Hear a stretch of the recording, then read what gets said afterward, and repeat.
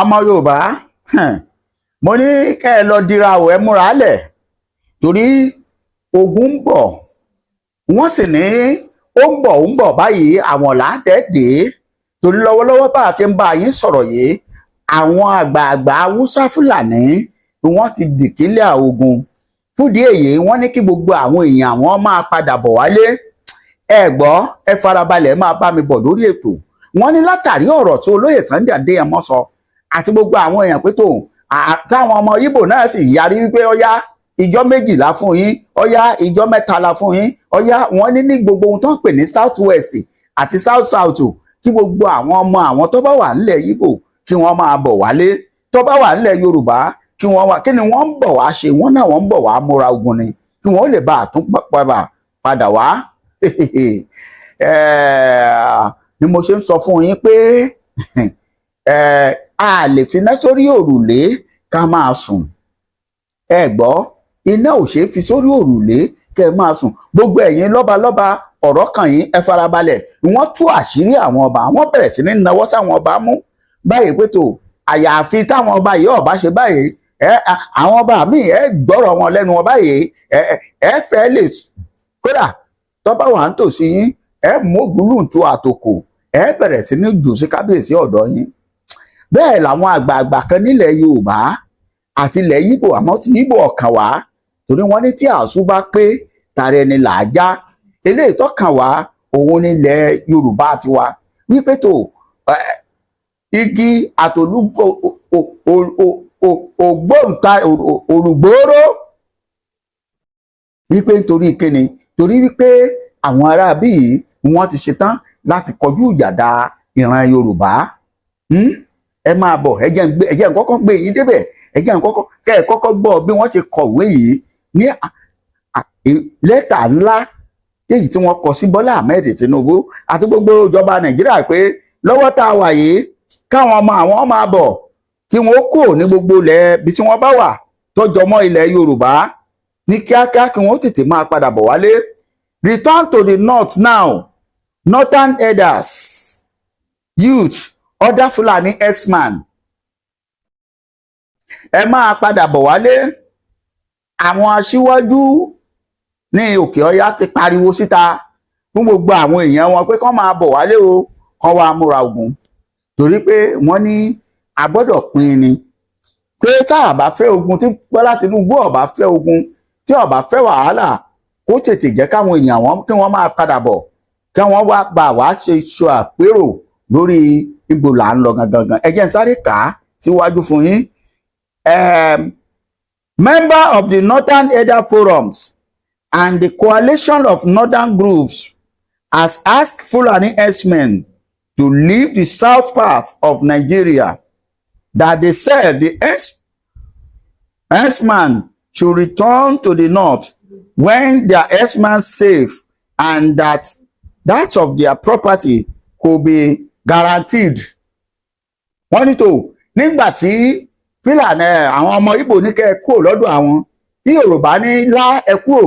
wọ́n ní kí àwọn èèyàn àwọn ó tètè máa bọ̀ wálé èmi rò pé ó mà dáa bẹ́ẹ̀ nígbà torí àìbọ́n ọ̀bá padà wálé ohun ìní wọn kò garanti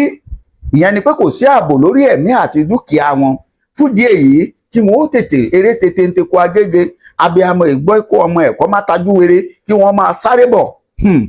ẹ farabalẹ̀ ẹ máa gbọ́ bí wọ́n ṣe sọ o pé kí wọ́n ó tètè máa bọ̀ kó tó pẹ́ tán they said the herdsmen should return to the north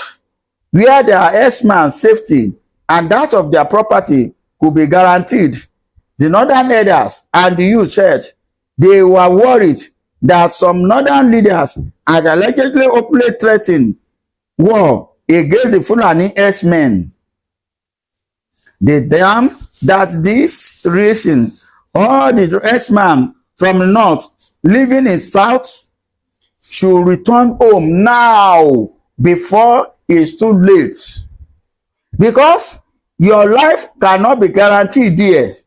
and the safety of your properties and your cow could not be guaranteed. Ẹ gbọ́ wọ́n ní nítorí eléyìí nǹkan wọn tí wọ́n ní kò ààbò ọ̀dájú lórí kò dá wọn lójú pé ààbò lè wà lórí ẹ̀mí àti dúkìá wọn.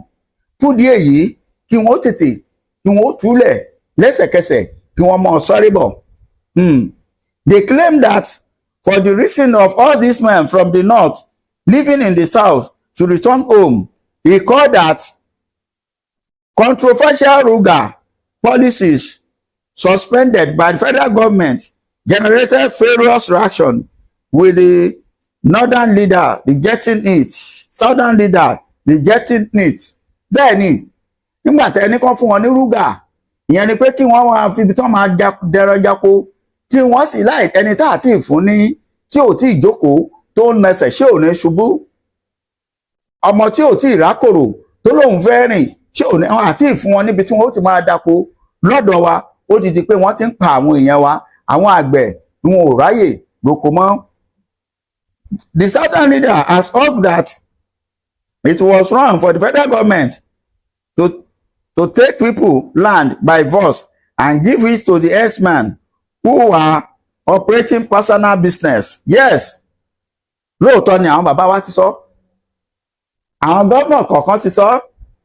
wípé tó kò í ṣe ohun tó tọ̀nà pé kí àwọn kan máa fọgbọ́n gba ilẹ̀ nìkan. Fúndì èyí lèyí ló ti fa wàhálà. However, at the press conference after a meeting of NEF with CNG on Tuesday in Abuja, where the youth demanded the return of all the Fulani herdsmen to the north, the NEF chairman, Professor Agbo Abdullahi, also backed the youth position. Also backed the youth position. Pé tó ohun tí àwọn ọ̀dọ́ yìí sọ ohun gangan lọ́nà. Pé gbogbo ẹni tá a bá wọ́ tó bá mọ̀ rẹ ní darandaran nílẹ̀ Yorùbá, nílẹ̀ Ìgbò, ọ̀yá tètè eré tètè ń teko ẹgége ẹ máa sáré bọ̀ kí ni wọ́n wá ń bọ̀ wá ṣe. However, Abdullahi said the call on the herdsmen to return to the north homeborn out of the alleged realization that their lives has allegedly been put at risk due to the recent actions and utterance of the southern governors and the activists. Ṣé ń gbọ́? Activists, ẹ̀yẹn àwọn ajìjàgbara. Abdullahi said, we are worried about their well-being. If it is true that their safety can no longer be guaranteed, we rather have them back in area where their safety is guaranteed. Wípé kí níwọ̀n ìgbà tó jẹ́ pé kò sí ààbò lórí wọn mọ́, ààbò ti ká kúrò lórí wọn látàrí ìpinnu àwọn tó wà ní ilẹ̀ Yorùbá àti ilẹ̀ Ìgbò tí wọ́n ní dandan kí wọ́n kó lórí ilẹ̀ wọn. Wípé fún díẹ̀ yìí kí wọ́n tètè máa bọ̀. The bottom line is that the safety is far more important than that say this. That the bottom line is that their safety is far more important than that of staying there.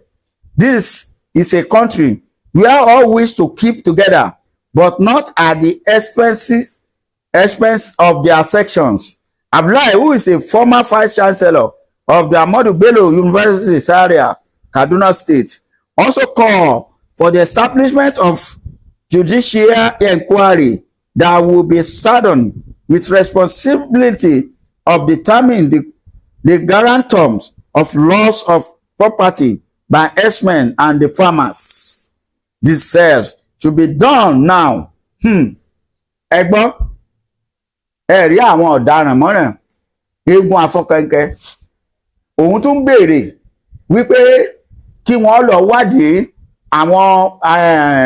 darandaran àti ẹran wọn tí wọ́n ti pa, kíjọba tún wá ṣàlàyé lórí ẹ̀. Tí Yorùbá fi máa ń sọ pé àìtètè mólè olè ń mólóko, táwọn ọmọ Ìgbòho sọ pé àìtètè mólè olè ń sá lọ, àìtètè mú àwọn ará bí yìí wọ́n ferege. Ẹgbọ́n ṣó yẹ kó rí bẹ́ẹ̀. Ṣùgbọ́n kí ni mo fẹ́ fàyọ nínú ètò yìí ni wípé nínú ọ̀rọ̀ wọn tí wọ́n tẹ̀síwájú ẹgbọ́ o ó wá ní furthermore Abdullah in a closing remark said if you return back home we know the next step to take and rather to how to face the situation with all that we have. ṣẹgbọ́n ṣẹ́sì mọ̀ pé ọ̀rọ̀ ogun kìí bá àwọn ará bíi lábo akọni máa ń bá wọn kọjọ wọn lójú láti pààyàn láti fẹ̀mí èèyàn ṣòfò kí wọ́n tún máa pariwo Allahu Akbar nígbà tí wọ́n ń pààyàn lọ́wọ́lọ́wọ́ iṣẹ́ tiwọn nìyẹn. ni mo ṣe ń fi àkókò yìí sọ fún yín pé gẹ́gẹ́ bí ọ̀rẹ́ ṣe wọlé ẹ ṣeun bí olóyè Sunday Adéyẹmọ ṣe ń pariwo nígbà tó ìdààmú dé bá àwọn ará bí yìí bí wọ́n ṣe gbọ́ pé Adéyẹmọ ń bọ̀ tí wọ́n ń sá kíjokíjo bẹ́ẹ̀ ni wọ́n tún múra álẹ̀ ìjà míì tí wọ́n sì ń sọ̀rọ̀ nípa àwọn ọba pé ẹ̀yin ọba àwọn àyàfi táwọn ọba ọba gba nǹkan lọ́wọ́ àwọn ẹgbọ́ síwájú sí. In his remark, the secretary to the NEF said that though we pay all necessary money that we need to pay before we can graze in the south, but now their kings denied us of our rights. Meanwhile, they collected all our money. But we cannot, because of that, stay among them. Therefore, we urge all our people to return back to their father's homeland, so as to be able to face their business there. And if it's possible, later we can go back. And if not, if it is to fight it to the last end, we will rather go for it.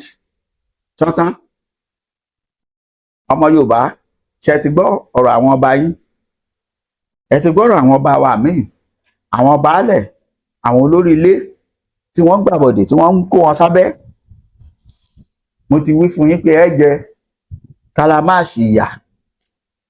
tọ́wọ́ àwọn ará bí ìbá tẹ̀yìn tí wọ́n bá sọ pé ẹ jẹ kòbókòbó ìyà, ẹ jẹ báṣibáṣì ìyà, wàláyé ògún gbọ́ ògún nì, ẹ jẹ burúkú ìyà ẹ̀yin ọba wọ̀nyí tá à ń wí tẹ́ fi Fúlàní pamọ́ sábẹ́ wọ́n ti ń padà sílùú wọn báyìí. Wọ́n ti ń padà